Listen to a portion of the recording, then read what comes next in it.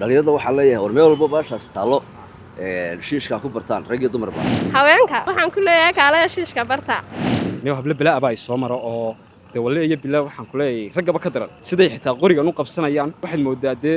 ciidan baad moodaayo kale marka tababar baan u imanay kii kale ee isla barrogana waan baranaynaa oo waa la noo furaya koorsada shiishkana waan baranay xamse cabshakuur yuunis oo ku magac dheer xamse elkacse waa mid ka mid ah isagu dhalinyarada magaalada Boorama xamse ayaa isagu keenay hibo cusub oo ah in ay halkani dhalinyarada magaalada Boorama ay ku bartaan shiishka halkani ayaa iyadu kulmisaa guud ahaanba dhalinyarada kala duwan ee magaalada Boorama rag iyo dumarba iyo sidoo kale dalxiisayaasha iyagu soo dalxiis taga taalada Imaam Axmed Gurey xamse ayaa isagu hormuud u ah dhalinyarada kala duwan ee magaalada Boorama isagoona dhiirigelin u ah dhalinyarada iyagu inta badan ka cawda bilaa camalka haddaba xamse oo aanu warbixin aanu ka diyaarinay isla markaana isagu dhalinyarada magaalada Boorama ugu baaqay in ay dhalinyaradu ay la yimaadaan hal abuur cusub sidoo kale iyagna waxaanu wax ka weydiinay dhalinyartii kala duwaneed ee iyagu halkani ku baranaysa shiishka iyagna siyaabo kala duwan uga hadlay ayaa waxa hadaladoodii kamid ahaa tahay daawadayaal waxa hadda garabkayga ku sugan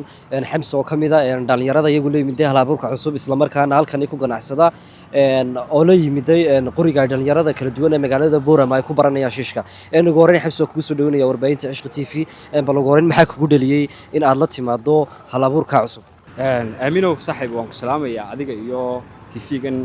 weyn ee Cishq TV aad baan saaxiib adiga iyo saaxiibka rafiiq bay idin soo dhaweynaya su'aashaad weydiisay walaal aaminow haddaan ka jawaabo waxaynu wada ogeyn sanadkii tagay 2025 xaaladii magaalada Boorama ka dhacday 5 December ilaa 8 December horta ilaahay ha u naxariisto dhalinyaradii iyo waayeelkii ku geeriyooday buuqii faraha badnaa iyo dulmigii inagu dhacay aad baan uga taxsiinayaa waalidiintii iyo dadkii ay ka geeriyoodeen dadkaasina haddaan ku soo noqdo su'aashaada aaminow niyahow xaalad jirta awgeed oo dadkan gobolka ku nool ama magaalada Boorama ku nool oo iska ah dad iska gobonimo badan oo nabadda iska jecel ayaa waxa jirtay niyahow xaaladii iyo falkii xumaayay loo geystay markaa niyahow dhalinyarada ayaan waxa aan hal abuur aniga igu jiray oo hamigay wax igu jira ah ayaa waxa aan dhaliyay saaxiib inaan qorigaas shiishka niyahow oo meel fog fikradiisa ka keenay inaan saaxiib dadka la hor yimaado markaa sidaas darteed baan u bilaabay saaxiib inay dhalinyaradu marna ay u noqoto wax naftooda ay ku difaacaan sida ay u bartaan marna dee ay u noqoto inay la iman karaan hal abuur tan iyo tukasi ballaaranba ama garad markaa saaxiib taasaa saaxiib igu dhalisay waanaad mahadsan tahay saaxiib xamse haddaynu kusii soconno waraysigeena halkani waxaad ka samaysay hal abuurka cusub bal ma jiraan caqabado kaa soo food saaray muddada kooban aad ku jirto niyo horta muddo kooban baan ku jiraayo sanadkaa iminka aynu ku jirnay 2026 ayaan hal abuurkan aan keenay meeshan kolley magaaladana ma jira dee wax lamida oo waa qofkii u horreeyay waxaan ahay waxaan la yimaadaa marka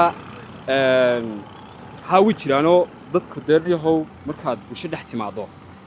waxaad la kulmaysaa waxyaalo kala duwan oo inaad markaa dulqaadkeega yeelato oo wax kastaalo oo lagu yidhaahdo aad qaadato waxa kugu qasbaysa saaxiib waxaan aad rabto inaad gaadhiyo meeshaad u socoto kowdhe markaa niyahow niman waaweyn oo xataa ku jira xukuumaddan oo magaalada Boorama joogaba dee maamul adu wax noocaas oo kale ay ka eegayeen uma joojin hawsheedii ma saaxiib iska sii watay waxna dee kama soo qaadin oo qof waxa weeye waxaan u arkaa dee iska magaranaysa xamse usad hadalka u dhigtay 5 December magaalada Boorama dhacdo xanuun badan baa ka dhacday kacdoon dhiig badan oo ku daatay hal abuurkan meel fog baad ka keentay bar ma jiraan muddada aad bilowday hadda aad ku dhex jirto dhalinyaro kugu dhiirigelisa isla markaana halkan kugu timaado wallaahi inuu su'aal fiican baad weydiisay walaal aad baan saaxiibaday iyo dadka aan halkan isku baranayba aan u salaamaya haa niyahow way jiraan qof kastoo halkaa maraya waddada maadaama joogo niyo wixii weydiiyaa fikirkan sidan ula yimiday iyo mataqaanaayay waxaan uga socdo qoriga aan wato meeshaan ka keenay xataa dee maadaama magaaladan iyo aan islahayn dee meelahana ayuu yaalaa dadku aad bay ii weydiiyaan ma garatay markaa waxaan rajaynayaa in ilaahayna ka rajaynayaa meesha aan maanta joogo iyo meel ka sarreysaba inaan insha Allah bidnillah kariim aan gaari doono hamigeyguna saaxiib waa fogiyey dhalinyaradana waxaan leeyahay ugu baaqayaa meel kastoo ay joogaan ama Boorama ha joogaan ama Awdal ha joogaan ama Soomaaliland ha joogaan ama geeyida kale Soomaalida ha joogaan war saaxiibayaal leeyahay adiga iyo naftaadu idinka isuran wax walbaana ninka qabsan karee maanta ma garanaysaa hadduu ilaahay fadankeeda leeyahay dee samaysan karaayo naftiisan meel ka soo saari karaaye nin waa adiga markaa saaxiibayaal waxaan tala idiin siinayaa waxay tahay inaad hal abuur la timaadaan waxyaalo kala duwan oo kolley bulshada u baahan tahay baa jira war maanta tusaale haddaan usoo qaato maamada yaanyada gadaysa ama inanta suuqa ku iibinaysa sharaabka iyo waxyaalaha yare bulshada u baahan tahay dee waa qof ganacsi u soo baxay oo shaqaysanaya ama dee dadka kale ee arkaya ha u noqoto dhiirigelin ama dee nafteedaba dee ha ku dabaano qaado ha noqoto qof iyada nolosheedii ku kaafinaysa saaxiibayaal waxaan leeyahay waddankan aynu joogno innaga ayaa dhisan karnaa innaga ayaa wax walba qabsan karnaa meelahan la tegtegayo hadduu ilaahay kuu qorayna waa tegi doontaa haddii kalena dee halkan aad joogtaba dee wax ka qabsan kartaa ayaad wax ku noqon kartaa maadaama aad halkaa aad fadhido dariiqa dad waliba ay soo marayaan bal hablahoo kale ka waran ma ciyaaraan oo warniyahow hablaheena horta meel kastoo joogaan waan salaamaya iyagana bulshadana door muhiim ay ugu jiraan niyo hablo bilaa ay soo maro oo dee walle iyo bilaa waxaan ku leeyahay raggaba ka daran siday xitaa qorigan u qabsanayaan waxaad moodaa dee ciidan baad moodaayo kale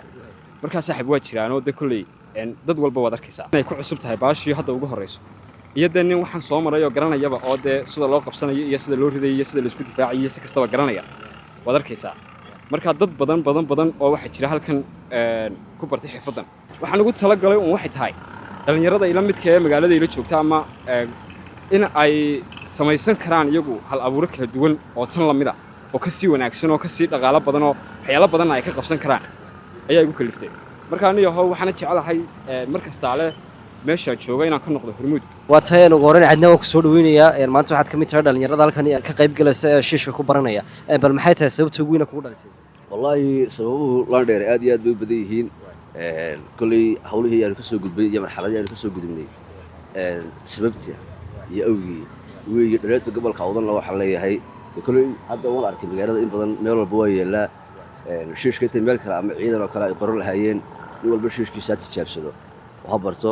dayax dhacay ninkii daawaduu damayifkiisiiya diraacnimaa xayran baa hawla diidataaye difaaca dhaxal ninkii diidaa cadowgu daallayne isagaa dushaa laga rartaa sidii dameerkiiya isagaa la daadaansadaa lagu dangaadhaaye wartolka yow digniitaa qabsada waa mid inoo dare ugu dambayntii dhallinyarada maxaad u diri lahayd fariin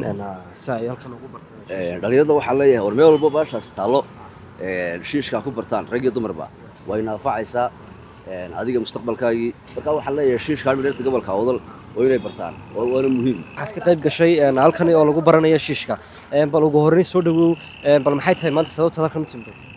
walaal waan dhawahay waad mahadsantihiin waana nigu bogaadinayaa saa bulshadaad uga horhaysaan mar walba warayska uga qaadaysaan aad iyo aad waad mahadsantihiin qorshahaygu waxa weeyaan dee waddanku saan ku ogeyn walaal maaha ma garanaysaa maadaamuuna saan ku ogeyn aan ahayn dee nin waliba horta tababarkuna waa iska sunnay moogta annagoo cidna durrayna cidna wax u dhimayn tababarkaygaan iska dhammaystiraynaa ka dhalinyar ahaan ma garanaysaa markaa tababar baanu imanay kii kale ee isla barrogana waan baranaynaa oo waa lanoo furayaa koorsadan shiishkana waan baranay waa kaadee bal maxay is leedahay waad u soo gashay sabab se horey ma uga qayb gashay shiishkan oo kale haa waan ka qayb galay dhowr jeer baan ka qayb galay waanan taageeraa